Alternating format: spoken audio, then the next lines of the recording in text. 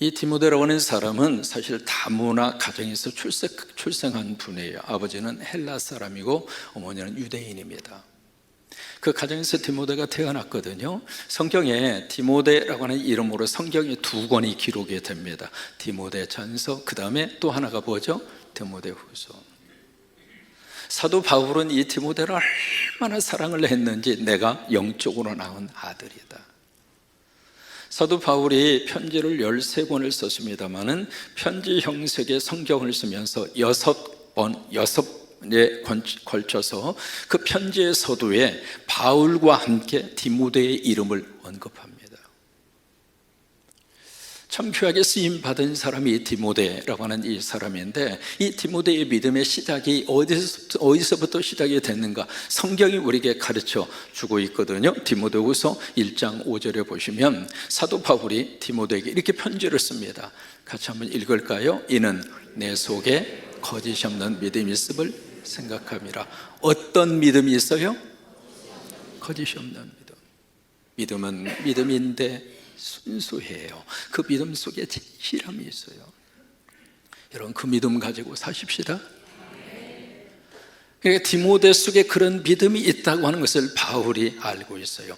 여러분 속에 믿음이 있는 것을 주의 종은 알아요. 왜? 여기서 예배 드리는 모습을 보면 믿음에 대한 모습이 다 눈에 들어와요.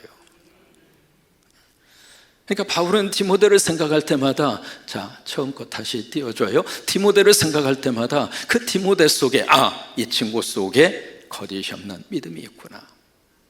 그러면서 그 믿음이 누구로부터 시작이 됐는가? 먼저 누구로부터? 내 외조모 이름이 나옵니다. 누구예요? 여기서 외할머니가 신앙생활을 시작한 거예요. 외가로부터 믿음의 역사가 시작이 됐습니다. 왜냐하면 외가 쪽 유대인이잖아요. 그래서 외할머니가 이 믿음 생활을 시작을 했어요. 외할머니가 교회 나오시고, 외할머니가 새벽기도 쌓으시고, 외할머니가 열심으로 기도해 주시고, 여러분 그 기도가 없어졌을까요? 그 기도가, 그 믿음의 대가 외할머니로부터 시작이 된 이 믿음의 역사가 어머니에게 이어집니다. 그래서 어머니의 이름이 기록이 되어져 있잖아요. 이름이 뭐예요? 윤희계. 그 어머니 속에도 그 믿음이 있는 거예요. 그런데 어머니에 대해서 믿음이 끝난 것이 아니라 그 믿음이 아들 디모데까지 이어진 거예요. 이게 신앙의 전수입니다.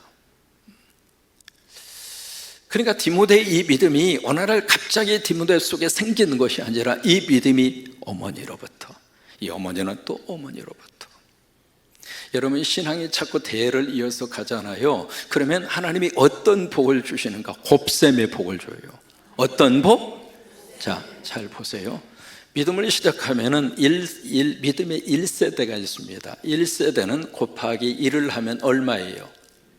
1이에요. 어떤 분은 2 그러는데 덧셈이 아니라 곱셈이에요. 곱셈.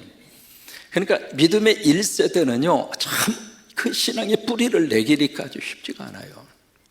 그래서 겨우 자기 세대에 복 받고 그 복을 유지할 수 있으면 참 감사한 거예요. 근데 이 믿음의 2세대로 넘어가잖아요. 그러면 2 곱하기 2는 몇이에요? 너무 쉬워서 대답을 안 하시죠?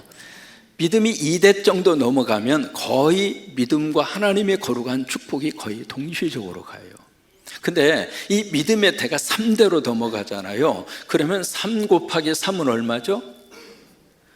대답 좀 해보세요. 3대로 내려가면 벌써 복에 대한 차원이 달라요. 그래서 우리가 믿음을 전수시키자 그 말이에요.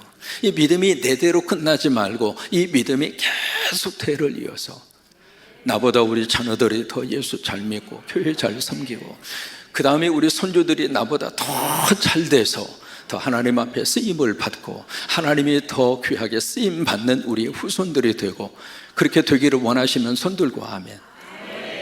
아직 내리라고 안 했어요? 내리면서 아멘. 이게 믿음의 명문과의 하나님의 축복이란 말이에요. 그러면 어떻게 해서 이 디모데가 이 믿음을 전수받을 수가 있었을까? 그 이유를 성경이 두 가지로 설명합니다. 이 디모데는 어떻게 해서 믿음을 전수받을 수가 있었을까? 첫째로 성경이에요.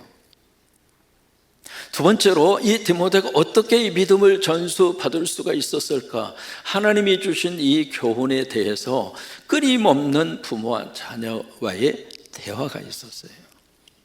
이 두 가지 이것이 디모데가 이 믿음을 가지게 된 결정적인 이유예요. 디모데후서 3장 15절을 보실까요? 이렇게 성경이 기록하고 있습니다. 3장 15절 같이 한번 읽겠습니다. 또 어려서부터 성경을 알아내네. 자 보세요, 어려서부터입니다. 철든 다음에 성경을 안 게 아니에요. 여기서 어렸다, 이것이 연령대로 언제를 말하는가? 0세에서 2세입니다. 이 아이가 말귀를 알아듣고 어느 정도 문자를 해독한 다음에 성경을 배우고 성경을 안 게 아닙니다. 그 전부터.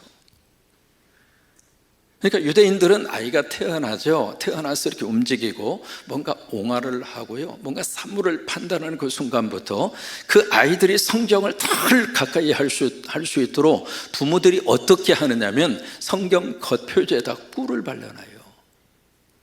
그러면 아이가 성경을 가지고 놀다가 혀로 이렇게 대잖아요. 그러면 달아요? 써요? 달짝지근하잖아요. 그러니까 아이가 더 성경을 더 가지고 노는 거예요. 이게 태어나는 순간부터 이 아이들에게 성경을 가까이 하고 성경을 배울 수 있도록, 그것이 유대인들의 교육의 방법이거든요. 근데 우리들은 지금 아이가 태어나면 가장 먼저 뭘부터 배우도록 요구할까요?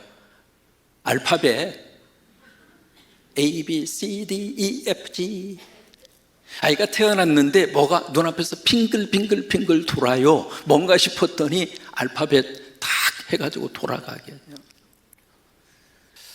두 번째로 어떻게 해서 이 디모데는 믿음의 대를 이어갈 수가 있었을까? 그것이 바로 신명기 6장 5절로 7절입니다. 그것이 유명한 구약에서 쉐마라고 하는 이름으로 들었던 내용이거든요.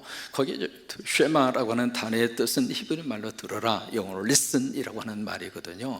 이게 가장 중요한 구약 성경의 핵심을 딱 모아놓은 성경인데, 거기에 신명기 6장 6절로 7절에 같이 한번 있습니다. 오늘 내가 내게 명하는 이 말씀, 자 보세요. 하나님이 나에게 명하는 이 말씀을 어디다가 새겨요? 누구 마음에? 부모예요. 부모가 먼저예요. 영어로 보시면 to be on your heart. 그 말씀이 내 심령과 영혼 속에 to be, 존재하게 해라, 이 말이에요. 그러니까 아이들에게 이 말씀을 주기 위해서는 먼저 부모님이 말씀으로 채워져야 돼요. 내가 모르는데 뭘 줄 수 있습니까? 그러니까 내 안에 말씀의 은혜가 내 속에 채워져야 그 말씀이 자녀들에게 이어져 가는 거예요. 그러니까 먼저 내 마음에 새기고, 그 다음에 두 번째가 누구예요? 두 번째가 자식입니다. 내 자녀에게 어떻게 가르치는가? 부지런히 가르치라. 그에게는 뭐예요? 열심히 가르치라. 그 말도 되지만 repeat and repeat, 반복하고 또 반복하고 또 반복하고. 한 번 들어서 사람이 기억나는 게 아니잖아요. 그러니까 계속 반복하라고 하는 거예요. 반복하는데 네 가지 케이스를 거기다가 언급을 하고 있습니다. 첫째로 어디 있든지 집에서 텔레비만 보지 말고 집에 있을 때 아이들에게, 두 번째로 어느 때, 길을 갈 때, 자동차 타고 운전하고 어디 이동할 때, 세 번째 어느 때, 누워있을 때, 침대에서 누워있을 때, 네 번째 어느 때, 일어날 때. 네 가지 케이스를 이야기하는데요, 그것을 네 마디 사자성어로 말하면 시도 때도 없이, 그 말이에요. 그 다음에 어떻게 할 것인가? 이 말씀을 어떻게 하라고 그랬어요? 강론하라고 그래요. 강론하라. 강론이라는 말은 뭐냐면 talk about 이라고 하는 영어의 뜻입니다. 대화하라, 그 말이에요. 무엇을? 말씀을 가지고. 미국에서는 해마다 이 묻는 설문지가 하나 있습니다. 지금까지 미국의 역사 속에서 대통령 가운데 가장 존경하는 대통령이 누구예요? 그렇게 물어요. 그걸 해마다 물어요. 물으면 부동의 1등 대통령이 나옵니다. 16제 대통령이거든요. 노예 해방을 앞장서서 이룬 대통령이에요. 이러면 좀 아실 수 있겠죠? 아브라함 링컨입니다. 꼴찌는 누구일까요? 트자로 시작하는데 그분이 지금 계속 꼴찌입니다. 아무튼 1등의 부동의 1등을 차지하는 분이 아브라함 링컨인데, 여러분 링컨 어느 정도 알고 계시잖아요. 가정이 어렵고 힘들어서 제대로 학교 교육을 못 받았어요. 근데 어떻게 이분이 미국의 위대한 대통령으로, 벌써 이분이 19세기에 대통령을 했으니까요, 벌써 이렇게 수없이 많은 역사가 지났는데도 아직도 어떻게 미국 사람들은 그를 최고의 대통령이라고 인정하고 꼽는가? 그의 유일한 교사는 어머니였습니다. 그의 유일한 교과서는 성경이었어요. 어머니와 성경, 그것이 링컨을 만들어낸 거예요. 1861년도에 그분이 16대 대통령으로 당선이 돼서 그가 취임식을 합니다. 취임식을 하는데 미국 사람들의 대통령 취임식은 손을 하나 성경책 위에다 갖다 얹고, 아내가 성경책을 들고 있으면 손 하나를 딱 얹고, 그리고 이제 손을 들어서 대법원장 앞에서 선서를 하잖아요. 선서를 하는데 그때 썼던 성경이 바로 이 성경입니다. 저 성경이 링컨 메모리얼 파크라고 그래서 그 박물관에 보관되어져 있는 성경이거든요. 저 성경책 위에 손을 얹고 선서를 한 다음에 그 다음에 그가 했던 고백이 있어요. 뭐라고 고백을 했느냐면, 이 낡은 성경책은 어머님이 돌아가실 때 저에게 물려주신 것입니다. 내가 이 자리에 서게 된 것은 모두 이 성경 덕분입니다. 근데 저게요, 2009년도에 오바마라고 하는 대통령 아시죠? 그분이 대통령 취임식 할 때 저 성경 그대로 가지고 와서 저 성경에 손을 얹고 선서했습니다.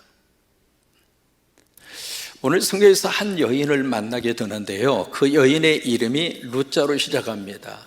누구일까요? 루디아입니다. 이 루디아라고 하는 이 여성을 만나게 되는데, 이 여성은 참 독특합니다. 고향이 어디인가? 두아디리아입니다. 14절을 보시면 두아디리아, 그게 고향이에요.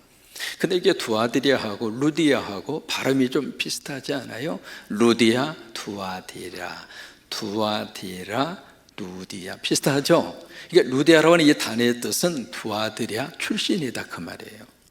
근데 이분이 지금 두아디리아가 어디냐면 바로 터키에 있는 땅이에요. 그 땅에 있는데 그 땅의 특산품이 바로 염색이에요. 염색을 아주 잘하는. 그래서 염색을 통해서 옷감을 이렇게 물을 들여서, 그것이 두아디리아 지역의 특산품인데, 그 특산품의 제품을 가지고 에게해라고 하는 바다를 건너서 지금의 그리스 땅입니다. 그리스 땅의 빌립보까지 가지고 가서 이것을 무역해서 장사하는 여성 사업가예요. 그러면 이 여성이 재력가일까요? 아니면 돈이 없었을까요? 재력가죠. 보통 재력가가 아닙니다. 또 하나, 이 여성이 국제적인 감각을 가지고 있는 거예요. 어떤 의미에서 지금의 여장부와 같은 분이 루디아예요. 루디아인데 사도 바울이 드로아라고 하는 그렇죠, 트로이 목마로 유명한 역사적 전투가 있었던 그곳이죠. 그 트로이 목마로 유명한 드로아, 거기서 환상을 봐요.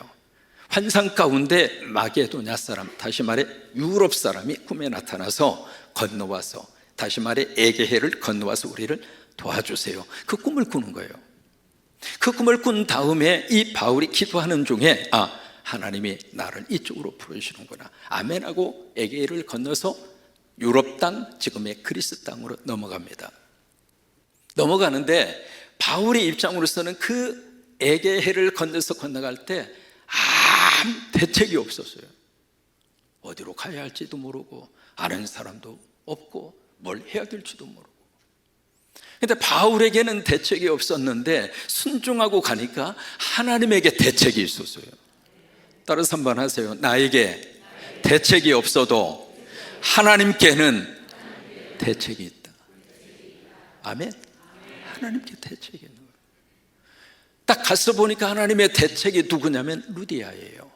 하나님이 루디아를 준비시켜 놓은 거예요. 그래서 안식일이 돼서 예배를 드려야 되는데 빌립보 지역에는 회당이 없었어요. 다시 말해 유대인들이 안 살았다 그 말이에요.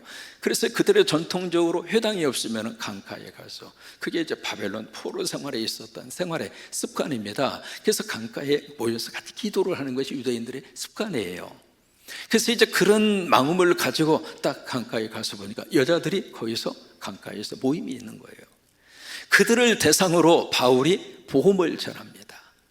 복음을 전하는데 그게 바로 14절의 말씀이거든요. 같이 한번 읽겠습니다. 14절 성경 아니면 화면을 보시고 시작. 두아드리아 시에 있는 자색 옷감 장소로서 하나님을 섬기는 루디아. 여기에 하나님을 섬긴다 그 말은 하나님을 예배한다 그 말은 바로 하나님을 섬기는데 유대인이 아니면서 하나님을 하나님으로 믿고 섬기는 사람을 하나님을 섬기는 자라고 그렇게 불렀어요. 루디아라고 하는 한 여자가 뭘 듣고 있어요? 무슨 말을 듣고 있을까요? 바울의 설교를 듣고 있는 거예요. 그래서 그들을 딱 모아놓고 사도 바울이 설교를 합니다. 나는 예수 믿는 사람입니다.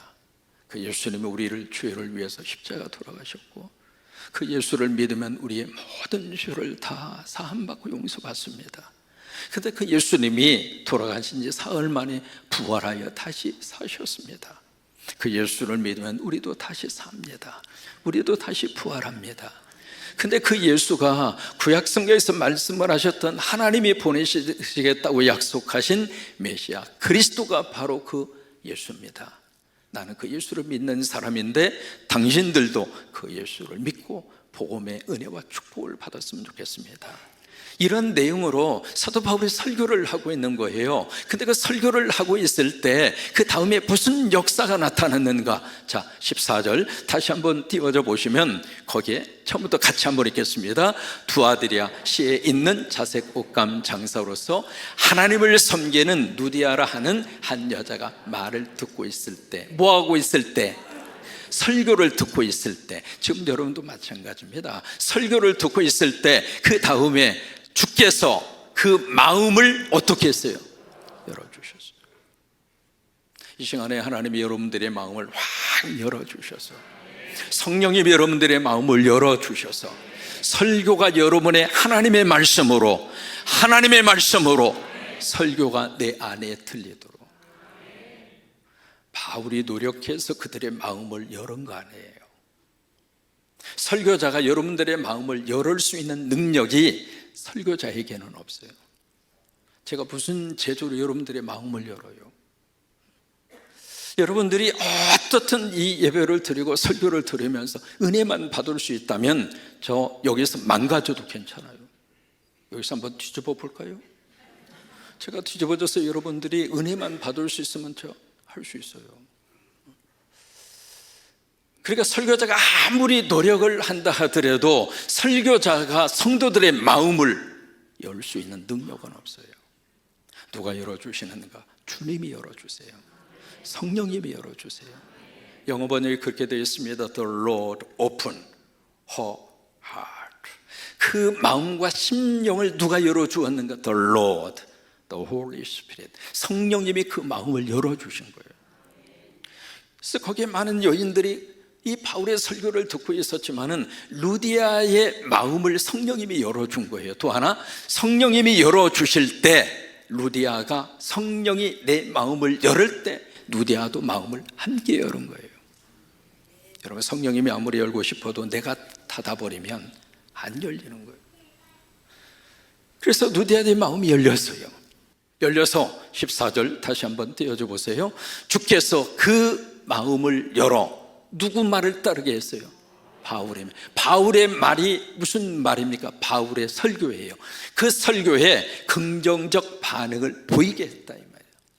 그 설교를 들으면서 아멘 하게 하시고, 그 설교를 들으면서 하나님이 나에게 주시는 말씀이구나, 나 저 말씀 믿고 저 말씀대로 내가 복받고 살고 싶다, 내가 저 말씀대로 내 삶 속에 은혜와 역사와 능력이 나타났으면 좋겠다, 그 마음으로 이 바울의 설교를 딱 듣고 거절하고 끝난 것이 아니라 그 설교의 말씀을 듣고 긍정적으로 반응을 보인 거예요. 그래서 그 믿음이 루디아 속에 들어가게 된 거예요. 여러분, 이런 역사가 데살로니가 전서 2장 13절에서도 그대로 나타나고 있습니다. 같이 한번 읽어보실까요? 시작. 이러므로 우리가 하나님께 끊임없이 감사함은 너희가 우리에게 들은 바 하나님의 말씀을 받았다. 이게 설교입니다. 이 설교를 받을 때 사람의 말로 받지 아니하고 무엇으로 받아요? 하나님의 말씀으로 받음이니 진실로 그러하도다. 이 말씀이 또한 너희 믿는 자 가운데에서 역사하는지라. 여러분, 이 시간에 설교를 차상영 목사의 말로 들을 수도 있습니다. 그래요. 들리는 지금 현재 이 설교가 저 차 목사가 나름대로 설교를 준비해서 나에게 이 설교를 하고 있구나, 그렇게 들을 수도 있습니다. 물론 1차적으로 들리는 것은 그렇게 들리게 되어져 있습니다. 그런데 차 목사의 설교를 하나님의 말씀으로 받을 수 있도록 성령이 내 안에 마음의 문을 열어주셔서 차 목사를 통해서 하나님이 나에게 말씀하시는구나. 여러분, 그렇게 믿어질 때 그 말씀이 내 속에 들어와서 나를 다시 살려주시고 나를 다시 한번 창조시켜 주시고 내 안에 있는 문제를 해결을 해 주시고, 여러분, 하나님의 말씀은 지금도 살아서 운동력이 있어서 그 어떤 좌우의 날성검보다 심령 에리야 심령의 영과 혼과 골수를 찔러 쪼개기까지 하는 말씀의 역사가 내 속에 들어와서 내 병을 고쳐주시고 내 문제를 해결을 해주시고 답답함을 풀어주시고 아멘한 대로 될 거예요. 그 역사가 루디아 속에 일어난 거예요. 그래서 루디아는 은혜를 받았습니다. 은혜 받고 나서 그렇구나, 내가 예수를 믿어야 되겠다. 근데 그것을 자기 혼자 예수 믿고 끝난 것이 아니라 어떻게 했는가? 가족들에게 갑니다. 가족들이 가서 거기에 만약에 결혼을 했다면 자녀들, 함께 일하고 있는 친척, 거기에 일하고 있는 노예들까지 다 모아놓고, 내가 물가에 갔는데 바울이라는 사람이 와서 설교를 하는데 그 설교 듣고 내가 은혜 받았다, 나 예수 믿기로 했어. 여러분, 맛있는 음식을 보면서 생각나는 사람이 있으면 누가 가장 생각이 납니까? 사랑하는 사람. 여러분, 안 그래요? 맛있는 걸 딱 놓고 먹으면서 나만 맛있게 먹으니까 참 재밌다, 맛있네. 그리고 혼자 먹는 사람도 어쩌다 한 사람이 있지만 맛있는 걸 딱 차려놓은 다음에 그걸 먹으면서 함께 먹었으면 좋겠는데. 그래서 010-7270-1338 목사님하고 함께 먹고 싶은데, 목사를 사랑하는 사람이요, 이게 맛있는 음식을 놓고 생각나는 사람이 사랑하는 사람이잖아요. 여기 루디아도 이 좋은 복음 나 혼자 믿으면 안 되지, 이게 전수돼야지.